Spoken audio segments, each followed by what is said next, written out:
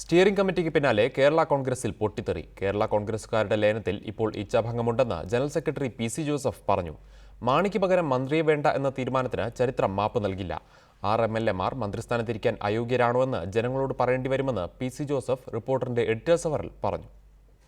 K M. മാണിക്ക് പകരം മന്ത്രിയെ നിർദ്ദേശിക്കാത്തതിന് ചരിത്രം മാപ്പ് നൽകില്ലെന്നായിരുന്നു മാണിയെ പ്രതിക്കൂട്ടിലാക്കിക്കൊണ്ടുള്ള ജോസഫ് ഗ്രൂപ്പ് നേതാവ് പി.സി. ജോസഫിന്റെ വിമർശനം. അങ്ങനെ ഒരിക്കലും മറ്റൊരാൾ മന്ത്രിയാകാൻ പാടില്ല എന്നുള്ള നിലപാട് ജനാധിപത്യപരമല്ല, അത് പാർട്ടി താല്പര്യമല്ല.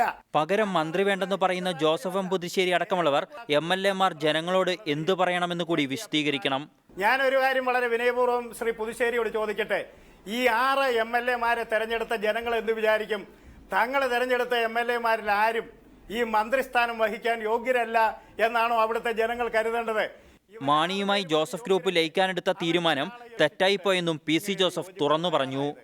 പക്ഷേ ഞങ്ങൾ യോജിച്ചിട്ട് ഈ 4.5 കൊല്ലം എത്തിയിട്ടും ഇതുവരെയും ഇപ്പോഴും രണ്ട് പാർട്ടികളായിട്ടാണ്, രണ്ട് പാർട്ടികളുടെ ഒരു ഫെഡറേഷനായിട്ടാണ് ഇപ്പോഴും പാർട്ടി പ്രവർത്തിക്കുന്നത് എന്നുള്ളത് ഒരു സത്യമാണ്. യോജിച്ചത് ശരിയായോ തെറ്റാണോ എന്ന് ചോദിച്ചാൽ ഇപ്പം യഥാർത്ഥത്തിൽ വ്യക്തിപരമായി എനിക്ക് ദുഃഖമുണ്ട്, എനിക്ക് ഇച്ഛാഭംഗമുണ്ട്. News desk reporter.